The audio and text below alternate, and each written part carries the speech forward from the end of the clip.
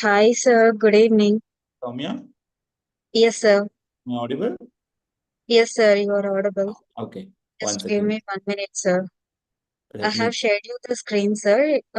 You can start the class, sir. 1 second. Just a second. Yes, sir. Let me format first. Yeah.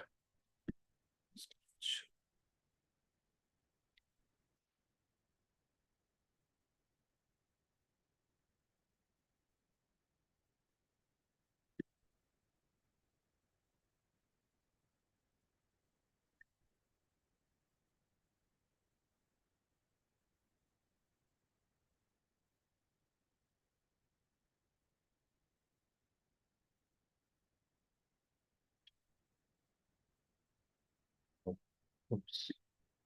Just a second.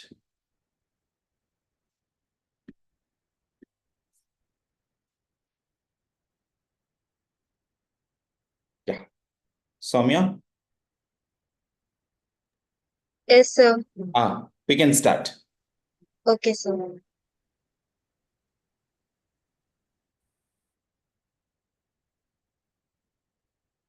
Hello, doctors. Hello, students. Once again, welcome to our 90-day University Prof Pre-Final Mastery. We are in microbiology. Today, our topic is virology 5. So we have completed 4 and 5. This is the last topic of virology. So what we're going to do, you already know that we are going to have a rapid revision of all important questions, a quick revision of volatile topic, and then high yield topics also we're going to discuss, and the most expected topics, the questions which are must. That means you can always have these questions. Okay.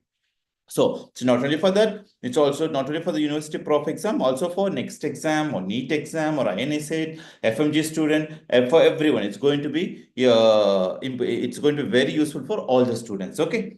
Yes. The next is 90 University Prof Pre-Final Mastery. Today, the topics, the long question and short questions would be the long question. What we're going to discuss today is very important one. That is about enterovirus classification and the polio virus. Okay. One is polio and the other one is your rabies. Two are very important dangerous viruses, and you can always expect this question in all exams. Okay, so that one. For short essay, we are going to talk about the Coxsackie virus, the upcoming one, and it's also important. Every time you have one more question, at least objective questions are there. And differentiating those viruses, and Japanese encephalitis is another very important question, always expect in your exam. And also the slow viruses. Slow viral diseases are also nowadays popular. It's easy. Basically, we're talking about the prions. Okay, we're going to talk about it. Now, the next thing is that why? Why to choose Auricle? You know everything. We have speak again and again. Recorded classes, live classes, practical session, module, and hard copy sets are the popular things. You know that. Next. Apart from that, we have recorded classes, flexible learning, expert instruction, convenient revision. Okay, you know about that. And again, live classes, we're going to have the in-depth coverage, experienced educators, and interactive learning, what we're doing now. And then you can also, yes, then, yeah. Now, one-to-one doubts clearing session is another important session we have here in Auricle. You know that, and hard copy notes are available, so easily you can access and get all important notes and all there. And then this is our question bank, very good question bank. We have all the questions for past 10 years included there. Easily you can access and you can revise yourself more and more. Okay, and then practical sessions also, as I told you, it'll be going to awesome. You will have hand-on experience, expert guidance, and expert practitioners. So these are subscription plans. So once again told, foundation, advanced learning plan, complete learning plan, and ultimate plan. 4 types of plan. Of course, the money is given, everything's mentioned there. Each one has its own benefit. So you can also get some discount by using this code Dr.Santhosh 20. That would be great for you guys. Yes. Now let's start a question. Okay. So these are the questions now. So let's go to our first question. Yes. The first question itself is very interesting question here. Classify the enterovirus and picornaviruses. Okay. And after that, describe the structure, pathogenicity, lab diagnosis of polio virus. Okay. And then also about the prophylaxis of the polio virus. This question can be a short note or it can be like this long notes only. Okay. So when you talk about the enterovirus is basically picornavirus only. Picornavirus is also called enterovirus. Okay. Enterovirus. So enterovirus actually comes under the picornavirus. So better you remember picornavirus. So shortcut is the name itself has. Okay. You remember P picorna. So yeah.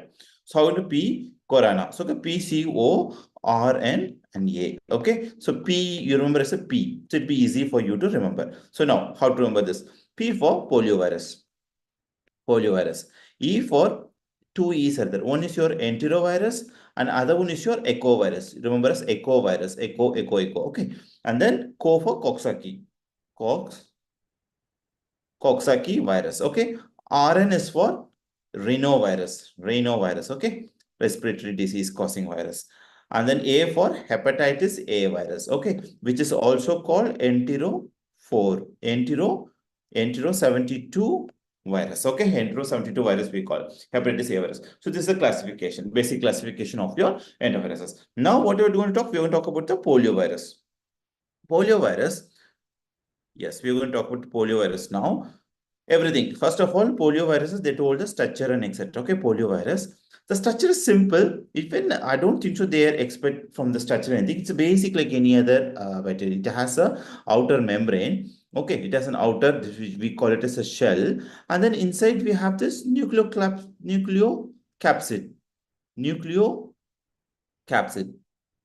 And you know that this is a RNA virus. So there is an RNA inside. That's it. This much only. Nothing much they can ask. Okay. Now, other important thing is types are important. Okay. You should know what are the types of polioviruses. You have type 1, 2, and 3. Polioviruses type 1 and 2. 1 is the most common cause of all the epidemics. Okay. It's most common cause of epidemics. Number 1. Number 2 is the most antigenic one. It's the most antigenic one. Okay, highly antigenic. Number 3 is the one which is associated with the vaccine associated poliomyelite, paralytic polio. Vaccine associated paralytic polio. Everything is written also back. Okay, so you don't need to worry. Everything is I made PPTs in the next PPT has everything. So just only to listen. Okay, so type 1 to 3 is done. Okay, now what happens? So what is when you talk about pathogenicity, so what is the favorite site of this poliovirus? You know, it is causing paralysis. So definitely it must be something related to the neurons, motor neurons. So usually it affects the spinal cord.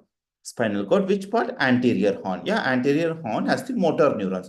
So anterior horn, it affects the anterior horn. So the motor neurons are affected, right? Neurons affected, motor neuron. So usually it causes descending flaccid paralysis.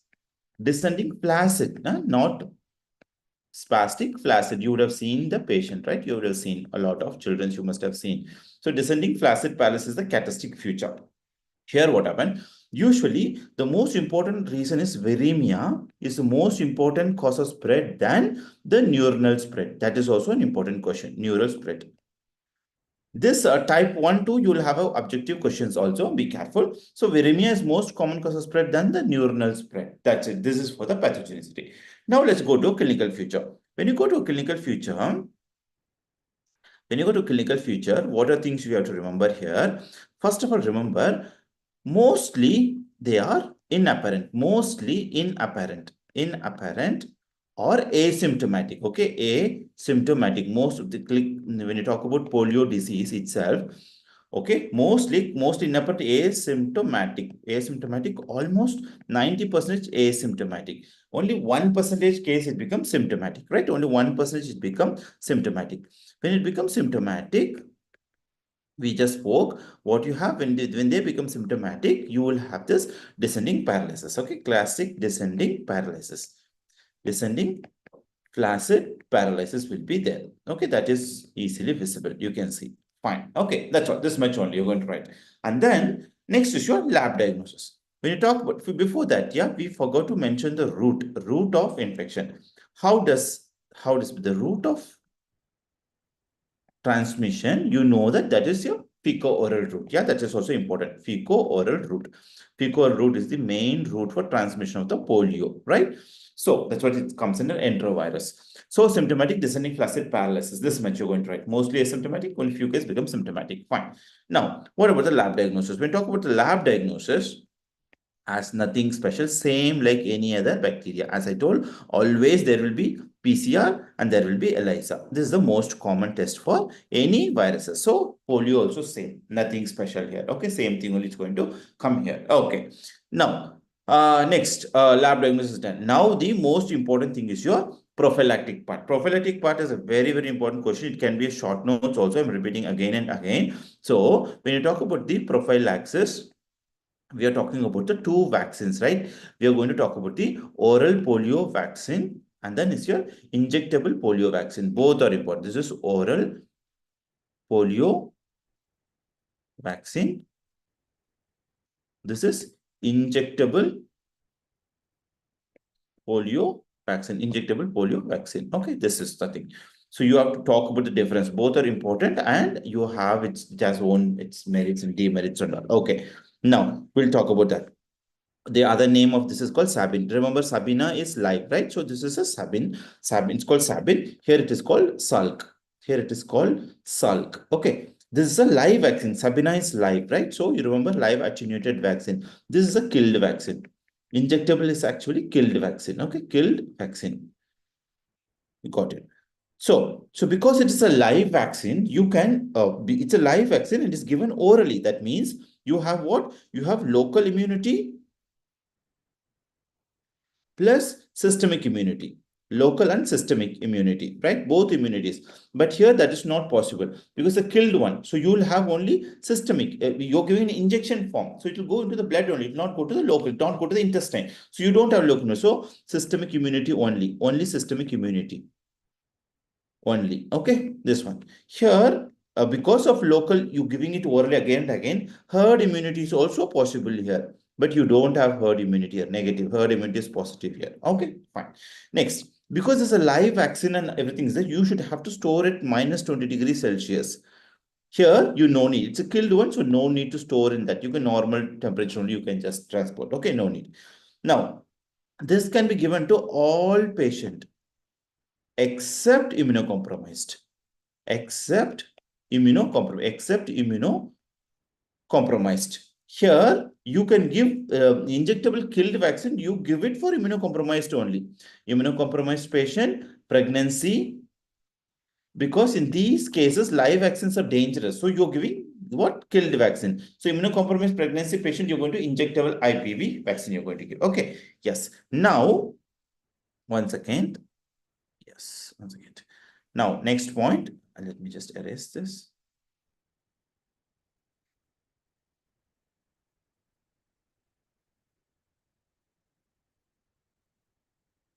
I'm going to erase it. The next points, other points. Okay, this one we have just spoke now. Okay, now the next one would be yes, yeah.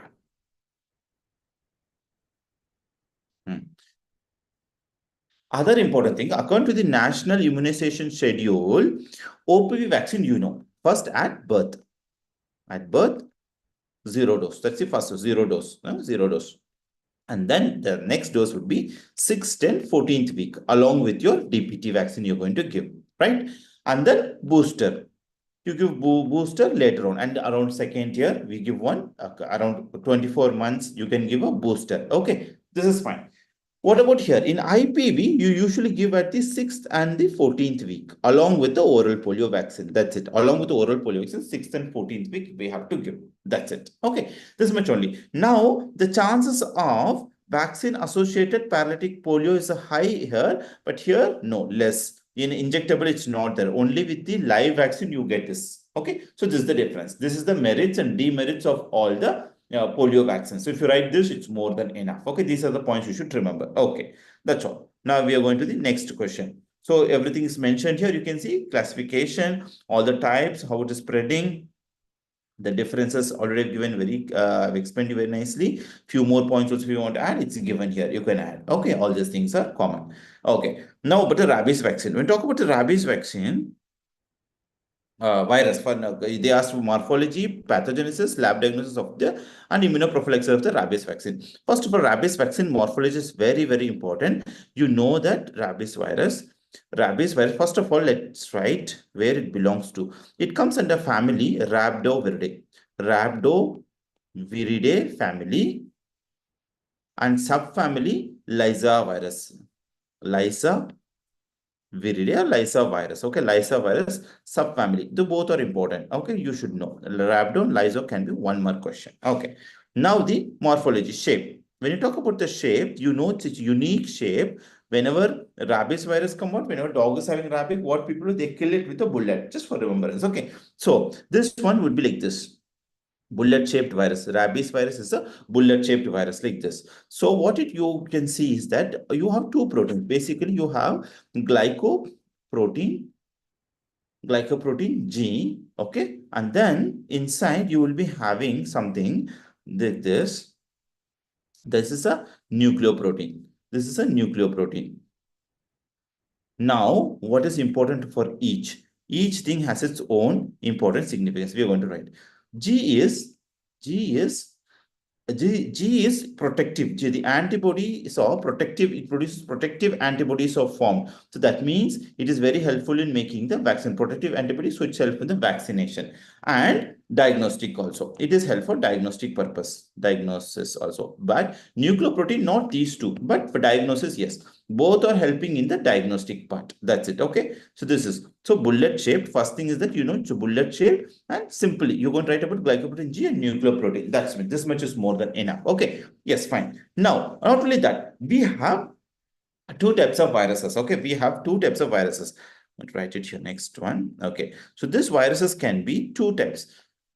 What are they? They are called as the street virus. One is called the street virus and other one is called as the fixed virus. Street and fixed virus. Okay. When talk about the street virus, the name itself says it is dangerous. No, so it's dangerous. So this is the natural one. This is the natural one. Whereas your fixed virus is made in the lab for vaccine. Okay, it is made in the lab for vaccine, fixed virus. That's what it is fixed. So natural means so definitely it causes the typical rabies. So that means negri bodies are possible. Typical rabies, negri bodies, and incubation period will be long. It can go up to 3 months. It can go long incubation period. This is lab fixed. So it was mild symptoms only, not much. Okay. And no negri bodies, no negri, and then short incubation period because they are mainly for vaccine making, that's it. These are the differences. Street virus and the fixed virus, you should know. Okay, they can ask this question. Okay, now these are the characteristics. So these are the morphology told. And now what happened, this virus rabies causes the clinical. Now we are going to the pathogens and clinical future. So let me clear this and then go to the clinical future. I talk about clinical feature, rabies, you have two types. One is typical, we call it as the, this one, furious rabies.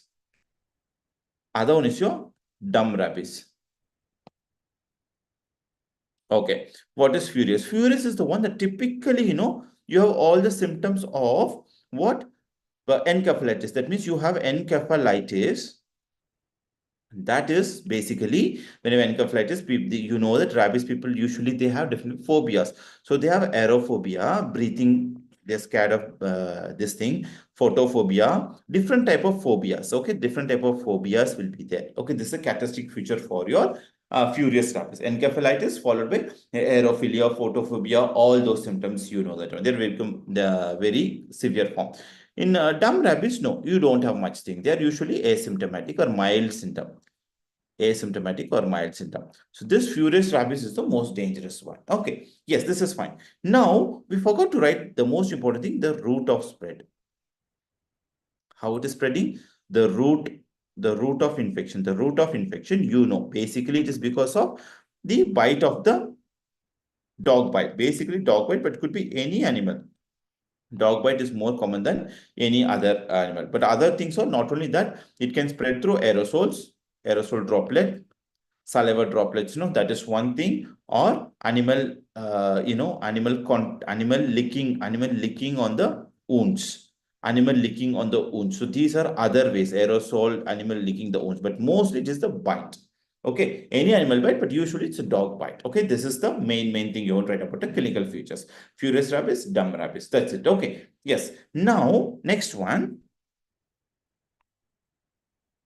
immunoprofile. Lab, we go for lab. Then we go to immuno. So lab diagnosis, when you talk about the lab diagnosis, two things are here. One is the direct fluorescence. This is very special only for rabies. Okay, direct fluorescent antibody test. So you use this fluorescent labeled antibody, excuse me, fluorescent labeled antibody, and then what happened? You detect the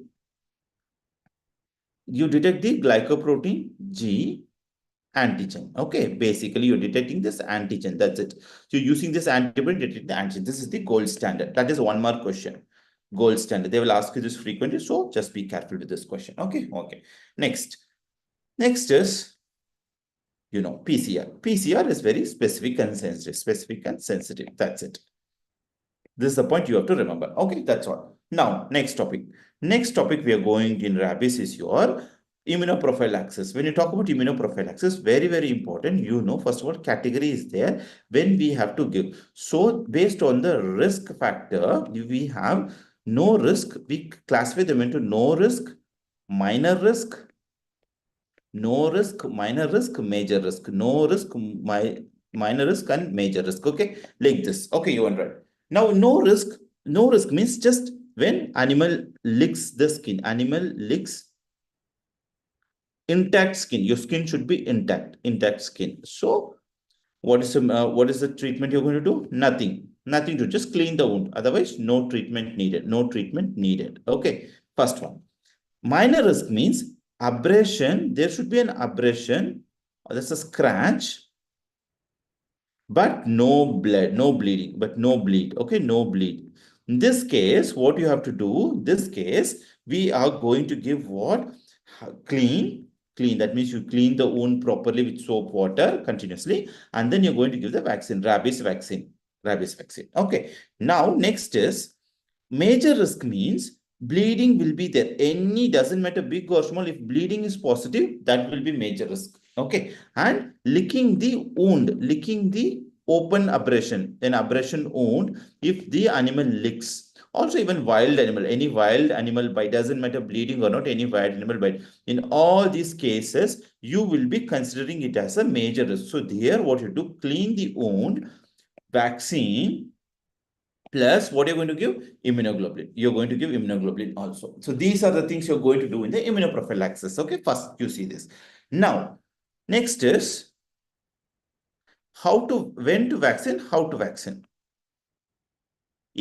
So two things. So we have like this. I'm going to write it like this. So first of all, some patient must have already taken prophylaxis. If they haven't taken prophylaxis, and if they've taken prophylaxis, or some people, or see, prophylaxis, what you do before, when you have a dog prophylaxis, you take the vaccine dose like this. You will be taking a vaccine dose like the first dose and the 7th dose, and 1, 7, and 28th day you will be taking. This is a prophylaxis. That is, I would say,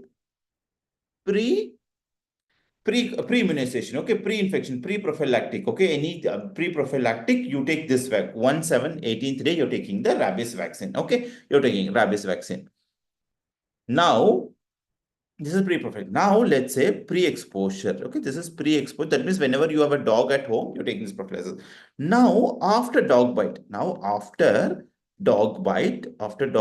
or exposure, after exposure, what to do? So again, it will be different. If it could be when the patient is already taken prophylaxis or not taken prophylaxis, or they have not taken prophylaxis. If they already taken prophylaxis, then you have to give only which doses? The first day dose, and then we'll state as first day. Okay, first day, the dose in the first day, and the other one is we have to take the 7th day. That's enough. So, some people, it says 3rd day also. Let me just. If you already vaccinated, first and third day is enough. 7, some people say, but this is enough. But if you're not prophylactic, if they've not taken any prophylaxis, then you have to take 1st, 3rd, 7th, okay, 14th, 28th, and at 90th day, 1 booster. Okay, this is mandatory. This is to be taken. This is the thing. Okay, if you have taken not taken prophylaxis, this is the ideal. So mostly they're not taken any vaccine. So you give 1, 3, 7, 14, 28. But if they're already taken prophylaxis, then give only 1 and 3rd day. Okay. And this one prophylaxis, as a prophylaxis, if you have a dog, you have to take as pre-exposure, you take. These are post-exposure. These are the things for post-exposure. Okay. This is the prophylaxis. Very, very simple. Everything is mentioned here. You can go through these notes again if you have any doubt. Okay, everything is mentioned clearly how you're going to use it. Okay, rabies vaccine. Yeah, everything is there. So yes, change it. Yeah. Okay, this is all we have discussed now. Discussed. Yes. One more thing I forgot. Yeah, diagnostic part for this thing. I'm going to write it here only. Yes, it'd be easier with run. Okay, antemertum diagnosis and postmortem. We have antemertum is like when already patient alive. When you're alive, if you want to confirm, the best place is to take from the hair follicle of the nape of the neck. Okay, you take from the nape of the neck, and then what you do, two tests. That's what we told you. Direct fluorescent antibody, PCR you do. In postmortem, when this postmortem only, we do Negri bodies you're checking. Negri bodies is an intrine cytoplasmic inclusion body. It's very characteristic in which places? Hippocampus, cerebellum, and brainstem. This question will be asked. One mark question. Okay, direct fluorescent I told already. So this one. And the special stain is called cellular stain. Cellular stain. Okay, cell the rabies dog. Remember like that, cell the rabies. So the stain name is cellular stain. I wrote it just for the intro you to remember. That's this much only. Okay. This is the diagnostic part. Okay, then we have talked about all the management, post-exposure, rabies vaccination course, everything is done. Now we're going to Coxsackie virus. When you go to Coxsackie virus, this is very easy only, not that difficult. Coxsackie virus basically divided into two. So, Coxsackie A and we have Coxsackie B virus. Both are enteroviruses. Okay, both are comes under the enterovirus group only. You know very well. Now, how to distinguish these two? Coxsackie A, what are the diseases they are causing? Mainly, it's a disease manifestation and nothing they're going to ask. Okay, so Coxsackie A virus, if you remember, yeah, one more thing you know that this is this of course this all belongs to enterovirus. Okay, they all belongs to enterovirus, and then they grow away in the suckling mice. If you want to grow, you can go grow it in the suckling mice. That's it. Okay, this much only how to remember. Okay, yeah. Now what are things are coming here? Yes, Coxsackie A, the disease first disease aseptic meningitis. This is common for both. Aseptic meningitis. It's common for both. Okay, remember this. This is common for both. Rest other diseases. What are the other diseases we have? Other diseases. Coxsackie. One is hand, foot, mouth. Frequently asked with hand, foot, mouth. And one more thing is that it causes acute, you remember acute hemorrhage. All A, no, so remember A. Okay, acute hemorrhagic conjunctivitis, acute hemorrhagic conjunctivitis. And other one is herp angina. Herp angina is basically you have vesicular pharyngitis. There will be vesicles in the pharynx, vesicular pharyngitis. Okay. And one more important thing is that you will be having a paralysis. That is, you will have flaccid paralysis. This is the characteristic for Coxsackie A virus.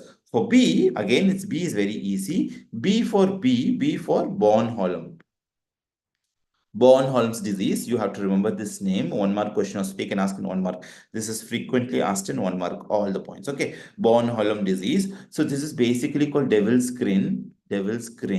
What happens is that you have myalgia. Myalgia, why? Because here is a spastic paralysis. So I will talk about, if you're severe, they have severe chest pain. Pleural pain or chest pain will be there. That's the reason. Chest muscles get spasm. So you get a severe stabbing chest pain will be there. Apart from that, of course, they'll have pericarditis, myocarditis also 1 mark question. These are all 1 mark question. Bornholm is 1 mark. Pericarditis and myocarditis is another question frequently asked. And other one, that's what I'm coming here. Spastic paralysis. Spastic, like a tetanus, here also there will be spastic paralysis. How to remember? After A comes the F and after B comes the S, right? Not after A and B, F comes first, S comes later. So later. Okay, so remember like that. AF and BS, that's it, this much only. So this is for the Coxsackie A virus, which you have to remember. Okay, that's it. Now, next. Everything is mentioned here. You can go through it once again. Now, Japanese B encephalitis. Japanese B encephalitis, it's easy topic. So, Japanese B encephalitis. Yes. Already it comes under the Flaviviridae, right? It comes under the Flaviviridae group. And what is the vector? You know very well, it is the Culex. We remember Culi lives in the Japan, okay? Culex mosquito. Now we have two cycles. How this disease is, Japanese encephalitis is happening. So what is the two things you have to remember?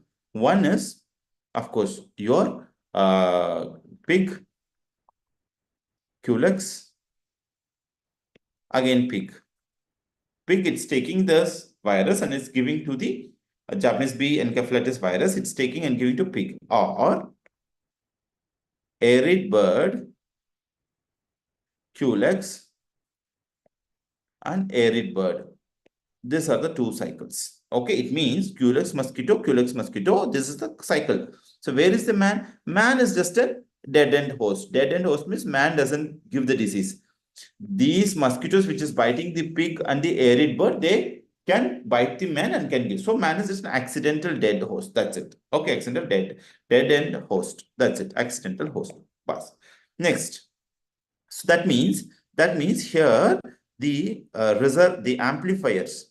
When you use the word amplifier, that would be the pigs. Pigs are the amplifier. When you talk about the reservoir, those are these arid birds. Arid birds are basically the birds which live near the water. That's it, which live in the water. Okay, that's it. This is all objective questions. This all can be asked as a question. Okay.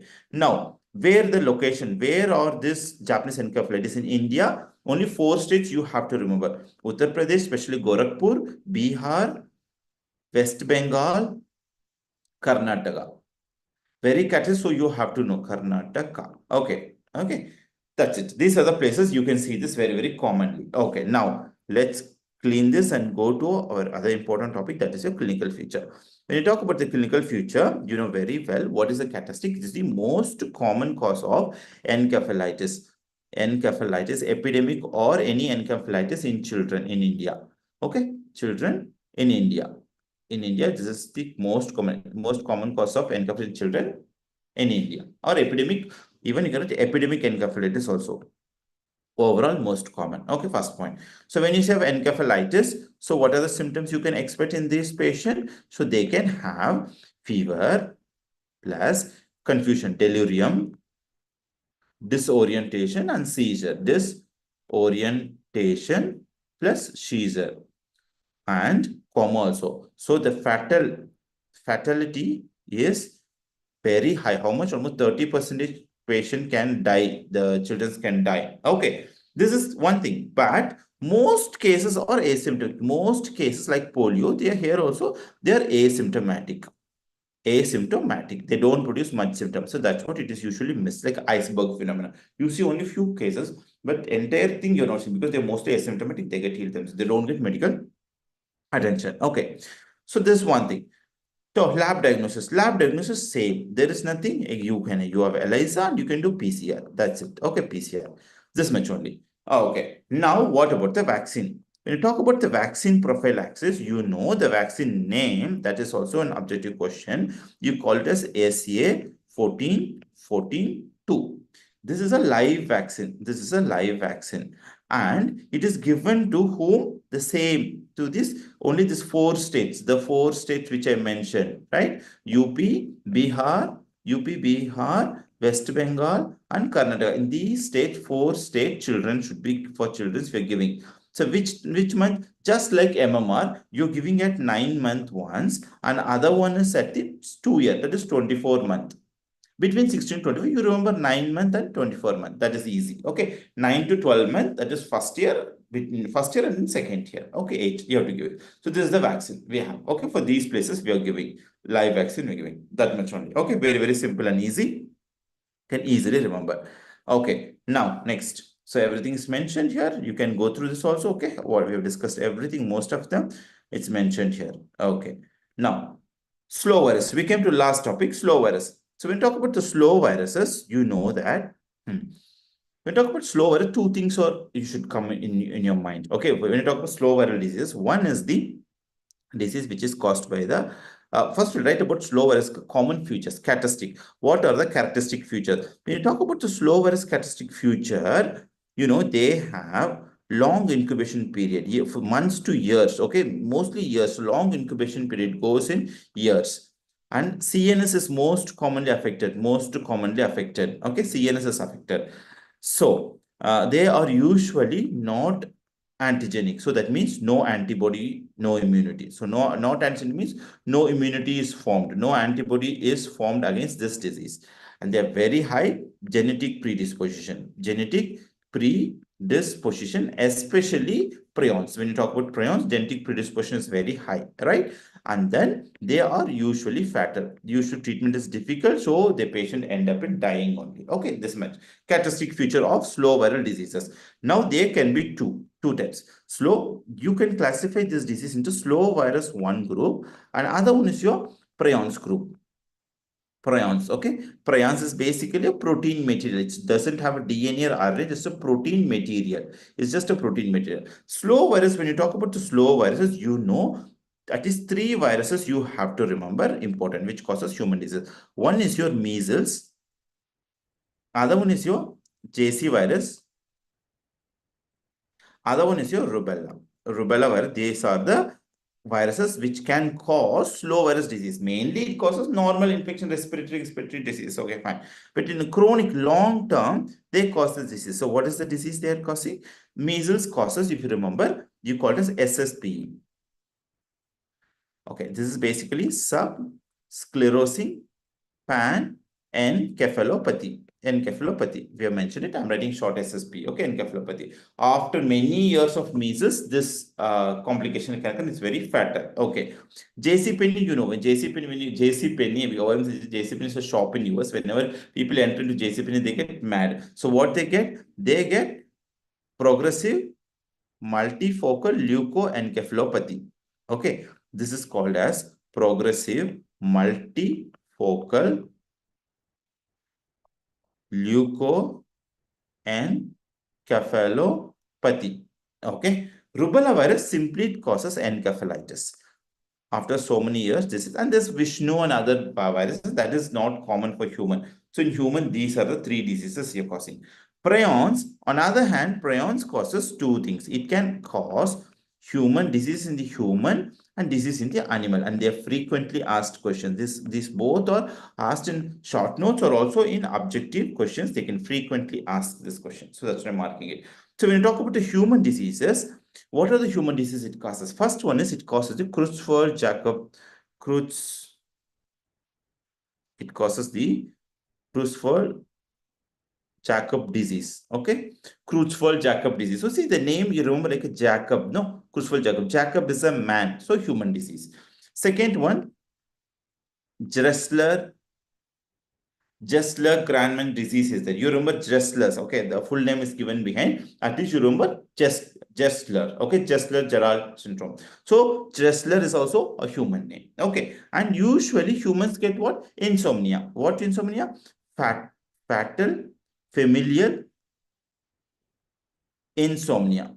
So these 3 are human prions disease. This can be asked. Which are the following of human prions? Now, animal name only will come. Like bovine spongiopathy. Bovine is animal. So bovine spongiform disease and scrappy. Scrappy is basically sheep, scrappy sheep. So these diseases are, there are other few important, but there are many diseases, but these are the most commonly asked question. Okay, so you have to know prions disease. So these are the slow virus diseases. Very, very simple. Okay, if you're going to list it, it's in a small short note question. Easily you'll get 5 out of 5, no doubt in it. So general characteristic of the slow viruses, and it can be due to the slow viruses complication or prions itself. Okay, these are the things causing the disease. Okay, so we have we have done this one. Okay, so these are things Everything is mentioned here clearly. Everything is mentioned here. You can go through it very well. Okay, everything I mentioned. Few things which not everything is important. Whatever details I mentioned, that's more than enough to get full mark. Okay, right. That's all. So we have came to an end. So thank you so much, class. I hope the class is okay for you. Still, for more discussion, any doubts in upcoming classes, we can talk and discuss about it. So that's all for now. Thank you.